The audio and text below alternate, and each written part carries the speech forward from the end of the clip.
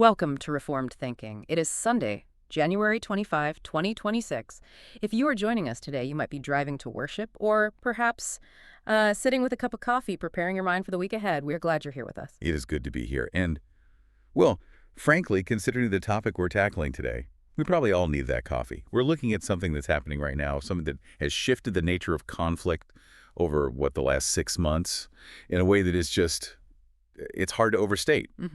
And yet, very few people are talking about it in its entirety. Absolutely. We're looking at the cutting edge of the war in Ukraine, but we aren't talking about the things you usually see on the evening news. We're not talking about mud or, artillery craters or lines on a map moving back and forth. We're talking about an invisible war. That's right.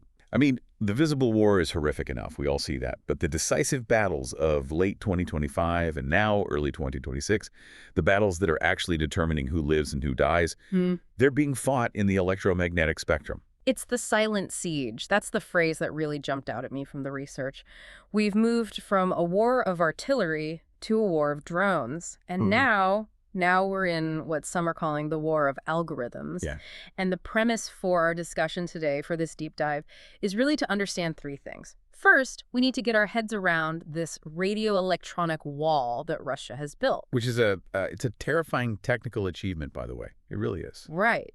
And then secondly, how that wall forced this kind of terrifying evolution into AI-driven autonomy.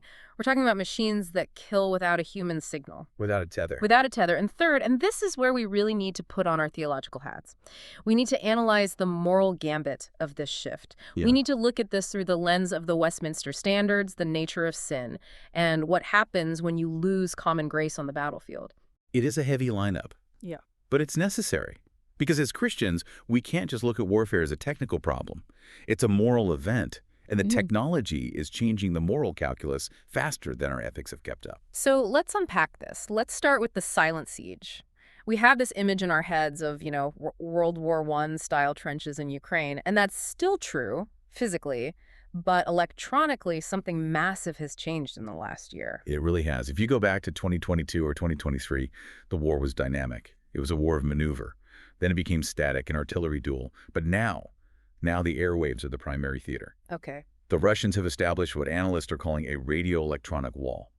Now, this isn't a metaphor. It's a hard tactical reality. They've deployed jamming systems with such density that they've suffocated the signal across the entire front line. When we say density, what are we talking about here? Because I think people imagine a jammer here and there, maybe a soldier holding a gun that shoots radio waves. No, this is saturation. This is industrial scale. We're seeing high-value systems like the Shapovnik Arrow and the R330ZH Zytel. They're being placed roughly every 10 kilometers along the contact line. Every 10 kilometers? So think about that spacing for a second. Yeah. Every 10 kilometers. That is incredibly tight coverage. It's overlapping. It has to be. The Zytel system, for example, it can jam GPS and satellite communications within a 30-kilometer radius. So if you space them 10 kilometers apart, you're not just covering the line. You're creating layers. You're creating a dead zone that is layers deep. It creates this kind of electronic ceiling above the trenches where remote control is, for all intents and purposes, physically impossible. So explain the practical effect of that. Let's say I'm a drone pilot in a Ukrainian trench. I launch my little reconnaissance drone. What happens? Okay, so you launch. Yeah. You might get 50 meters up.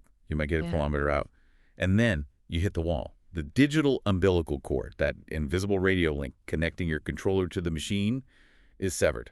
Instantly, your screen goes black.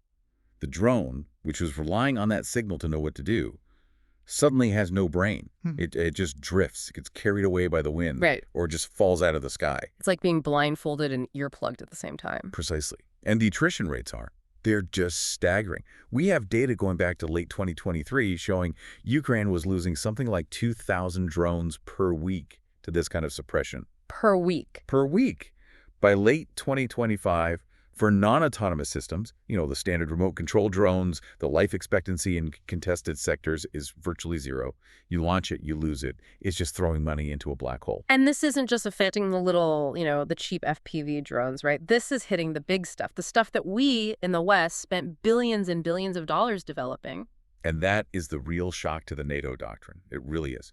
We have spent decades building a military philosophy based on quality over quantity, precision. We thought, we don't need 1,000 dumb shells. We need one smart shell that hits the bullseye. The Excalibur rounds. The GMLRS rockets for HIMARS. Correct. The M982 Excalibur artillery shell. It's a brilliant piece of engineering. It uses GPS to steer itself right onto a tank from miles away. But if the GPS signal is drowned out by a Russian jammer, that's 1,000 times louder than the satellite signal. Smart shell becomes a dumb rock. That's it. It just becomes a dumb rock. It reverts to a simple ballistic trajectory. It's just an unguided shell at that point.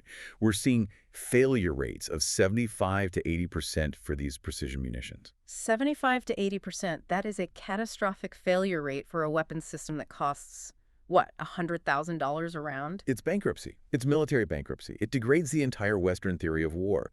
If you can't guide the weapon, you're back to World War I. You're back to mass artillery, just covering a grid square with explosives and hoping you hit something. And in that game, the Russians, who have always favored volume over precision, have the advantage. So this creates a strategic crisis. The signal cannot penetrate the wall. You can't fly over it. You can't blast through it, which I guess brings us to the second part of our discussion, the strategic imperative. Yeah. If the signal can't get to the drone, the intelligence has to move to the other side of the wall. That is the crucible. That right there, the electronic wall, forced the birth of autonomy. It wasn't that engineers in a lab sat down and said, hey, wouldn't it be cool to make a robot killer? It was raw battlefield survival. If I can't tell the drone what to do because of the jamming, the drone must be able to decide for itself. This is the pivot. This is the big shift. We're moving from remote control to terminal guidance autonomy. And I want to get specific on how this works because it's both fascinating and, well, terrifying. We're not talking about Skynet becoming self-aware here. No, not yet anymore. We're talking about solving the last mile problem. Right.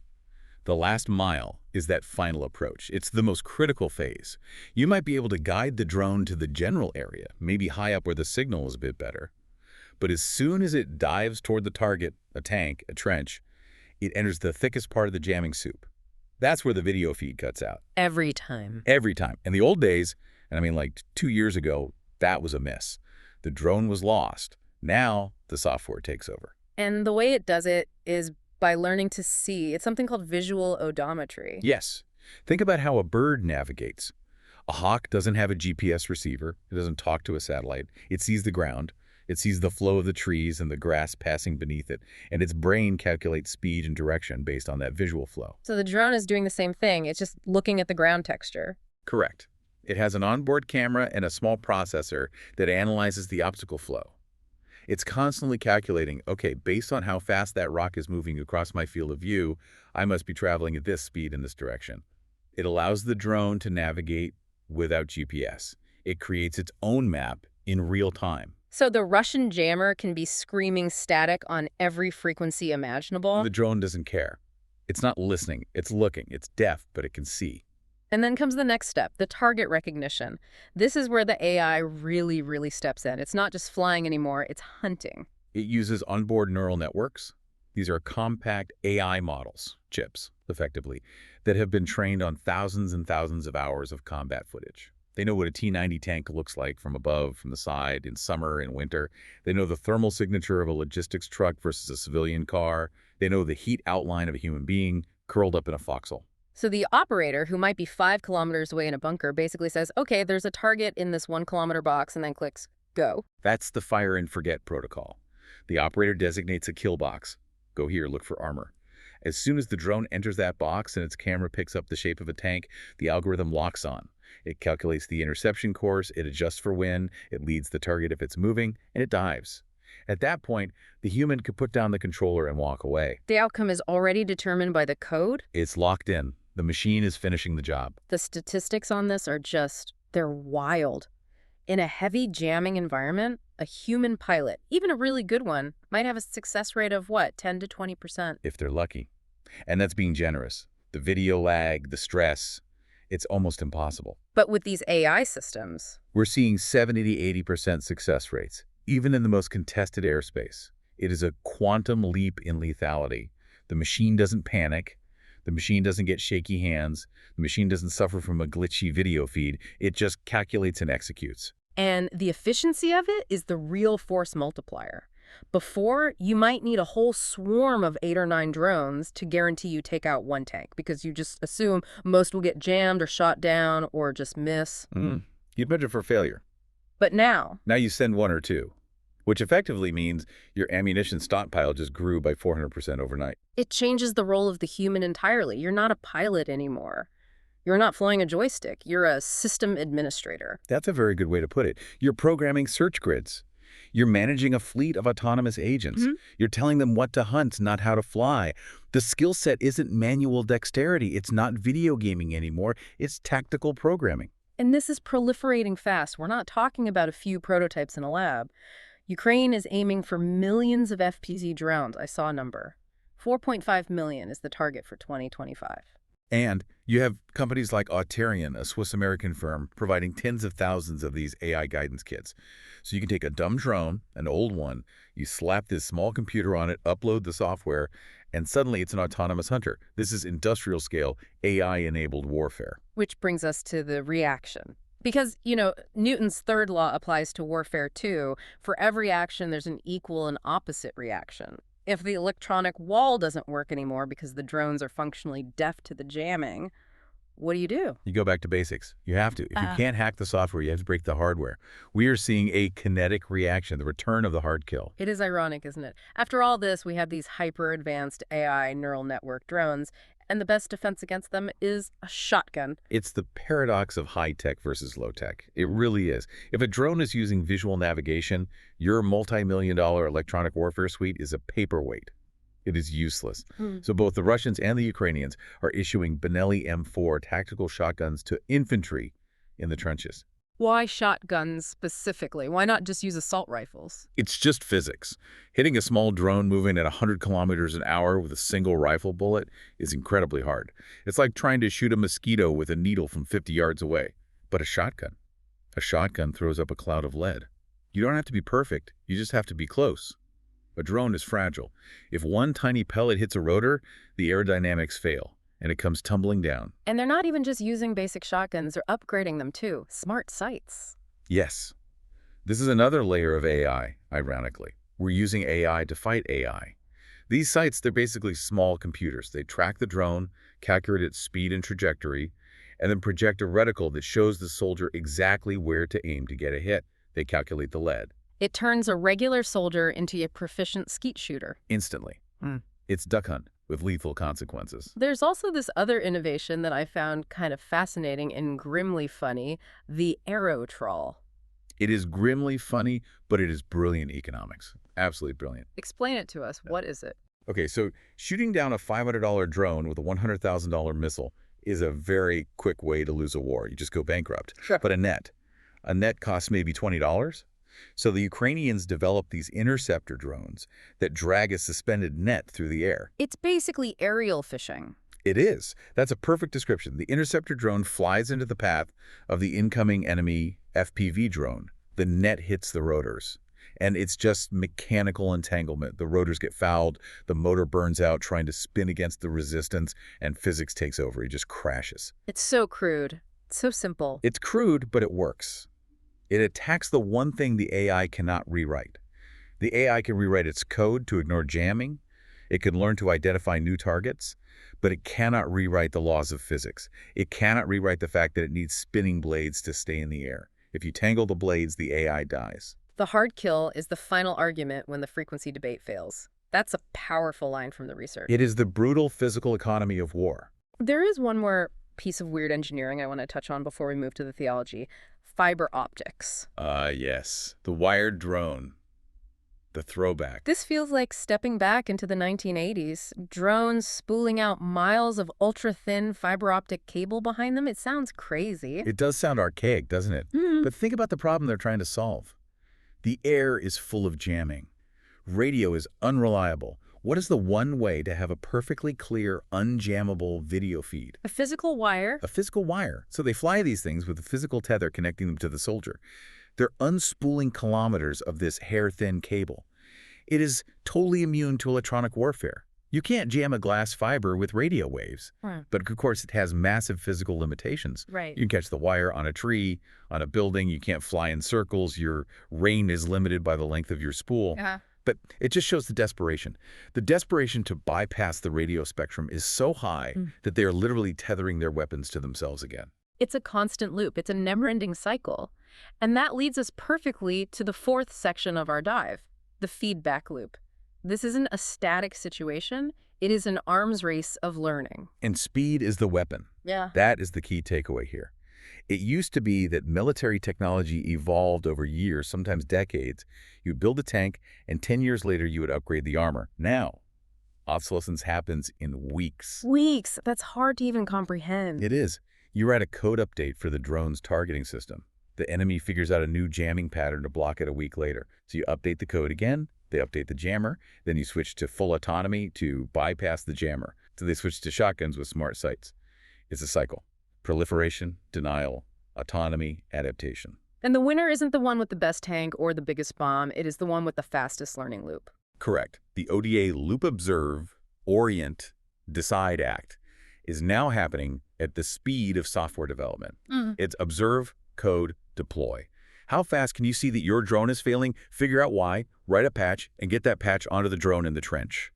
Ukraine has turned the battlefield into a massive real-time data lab. They're using these data rooms, right, partnering with tech companies like Palantir and the Ukrainian initiative Brave One. This is hugely significant. They are taking real-time combat data, video recordings of strikes, logs of jamming patterns, telemetry from failed missions, and feeding it directly into the AI training models. They are sharing this with allies. So the AI is learning from every death, every crash, every miss. It's institutionalized learning at a speed we have just never seen before in warfare. And this isn't staying in Ukraine, is it? The spectrum war is bleeding over. I read that report about European Commission President Ursula von der Leyen's plane getting its GPS jammed. In 2025, yes, the jamming doesn't respect borders. GPS jamming from Kaliningrad is affecting commercial airliners over the Baltic Sea, ships in the Black Sea. Everyone is seeing their navigation systems go haywire. There is no safe rear area for these systems anymore. The war of the spectrum is global. It really is a silent siege on reality itself. You can't trust your compass. You can't trust the map on your phone. And that, my friend, is the perfect transition to the deeper issue, the really hard part. Because if we can't trust our own compass, and we are handing the compass and the trigger over to a machine, where does that leave us morally? This is where we need to take a breath and really look at this as Reformed Christians. We've titled this section, The Moral Gambit. A gambit is a risky move, right? You sacrifice something now to gain an advantage later. The moral gambit here is that we are betting we can delegate the power of the sword, the power to take a human life, to a probabilistic system, to an algorithm, without incurring divine wrath. It's a huge bet. That is a very stark way to put it. Let's go to the Westminster Standards. The sixth commandment, thou shalt not murder. Well, the Catechism is clear. The taking of life is forbidden, except in specific cases: public justice, lawful war, or necessary defense. But the assumption, the bedrock of that exception, is that there is a moral agent making the decision, a magistrate, a soldier acting under lawful authority, a human being with a conscience who weighs the necessity of the act. And this autonomy introduces what we're calling blood guilt distance. Correct. Who is the moral agent when the drone is on its autonomous attack run? Is it the coder who wrote the neural network in an office in Kiev or, Silicon Valley a year ago? Is it the operator who just drew a box on a map and then walked away to get a coffee? Is it the general who ordered the swarm to be deployed? It blurs the line of responsibility. If the machine makes a mistake, if that neural network confuses a school bus full of children for a troop transport because the thermal signature is similar, who is responsible? Who is held to account? That's the black box problem. We are outsourcing our conscience to a silicon chip. And Scripture is very, very specific about blood guilt. Genesis 9:6. Whoever sheds the blood of man, by man shall his blood be shed. For God made man in his own image. That by man part implies direct accountability. God indicts souls. He doesn't indict algorithms. You cannot court-martial a line of code. This brings up the issue of common grace. We talk about common grace as the way God restrains sin in the world, even among non-believers, right? Yes. Even in war, which is one of the clearest results of the fall, there is usually a restraint. There's what military historians call the naked soldier phenomena. Explain that for our listeners who might not have heard of it. It's something soldiers have reported for centuries. You're in your position, you're looking down your rifle sight, you see the enemy, but he's not fighting. Maybe he's washing himself in a stream. Maybe he's reading a letter from home. Maybe he's just asleep. And you hesitate. In that moment, you see his humanity. You see the imago Dei, the image of God, however marred, even in your enemy. Hmm. And so often, soldiers, even secular ones, report that they just can't pull the trigger in that moment. That hesitation. That hesitation is common grace. It's the conscience placed there by God, acting as a brake on our fallen nature. But an AI, An AI has no common grace. It has no imago Dei. It has no capacity for mercy. It doesn't hesitate. It operates on pure, cold, binary logic. Target match equals destroy, 1 or 0. If the thermal signature and shape match the parameters of a combatant, it kills. It doesn't care if that combatant is weeping or trying to surrender or praying to his God. so we're creating a war that is mathematically ruthless. We are creating a sword that cannot feel the weight of its own cut. And that should terrify us. We are systematically removing the one thing that kept war from being absolute hell, the flawed but sometimes merciful human conscience. It feels like a Babel project. It really does. Genesis 11. It is the hubris of Babel all over again. What was Babel? It was man trying to reach the heavens by his own technology. It was a desire for autonomy from God to make a name for themselves. Here we see the desire for the transparent battlefield. That's the military term for it. Total awareness. We want to be omniscient. We want to see everything through our sensors. And we want instant strike. Omnipotence. Exactly. We are trying to eliminate the fog of war. But the fog of war is a limitation of our creatureliness. We're not God. We are finite. We can't see everything. We are trying to use technology to become like God, all-seeing, all-powerful. But we are forgetting one crucial central reform doctrine: total depravity. Because man is radically corrupted by sin. And because we are corrupted, our creations are corrupted. Our code is inevitably flawed. It will have our biases baked into it. It will have errors. Trusting a depraved logic, which is just human logic encoded in silicon to execute perfect, divine justice is a form of idolatry. It's trusting the creature rather than the creator. We assume that if the math is perfect, the morality will be perfect. But the math is never perfect. And even if the efficiency is higher, even if it kills the right people, 80% of the time instead of 20, efficiency is not morality. Technology refines the efficiency of killing, but it cannot absolve the sin of it. We're trying to wash our hands like Pilate, to say, the machine did it, but the blood is still on our hands. That is heavy. But it's the reality we have to face. We can't just look at the cool tech and the strategic games and ignore the spiritual implication. We must not. We are commanded not to. So let's wrap this up. We've covered a lot of ground in this deep dive. We started with the electronic wall, how Russia effectively suffocated the signal and made traditional drones useless. Which forced the autonomous pivot drones that see and think for themselves, untethered from human control in those final, fatal moments. And then the kinetic reaction, the almost comical return of shotguns and nets to fight the robots. And finally, the feedback loop. The incredible, dizzying speed at which this is all evolving week by week. And at the end of it all, the moral gambit, the deep spiritual danger of trusting in chariots and horses, or in this case, neural networks and algorithms. It brings us right back to that psalm, Psalm 20, verse 7. Some trust in chariots and some in horses, but we trust in the name of the Lord our God. It's easy to trust the algorithm when it has an 80% success rate. It's tempting. It is. It offers the illusion of security, the illusion of control, the illusion of a clean, righteous war. But it's just an illusion. The transparent battlefield is a new Tower of Babel. We're building it with data instead of bricks, but the foundation is still sand. So for our listener today, driving to church, sitting with their coffee, what is the takeaway? What do we do with this? I think the takeaway is to be aware, to be discerning. Don't be seduced by the media narrative of clean war or smart war. War is always the result of sin. And automating it doesn't make it righteous. It just makes it faster and more efficient in its deadliness. Right. We need to pray for peace, true peace, because the true end of war will not come from a superior algorithm. Yeah. It won't come from Palantir or Brave One. It comes from the Prince of Peace. Amen. And here's a final thought for you to carry into your week. We talked about the black box of the AI, how we don't really know how it makes its decisions. But ask yourself this.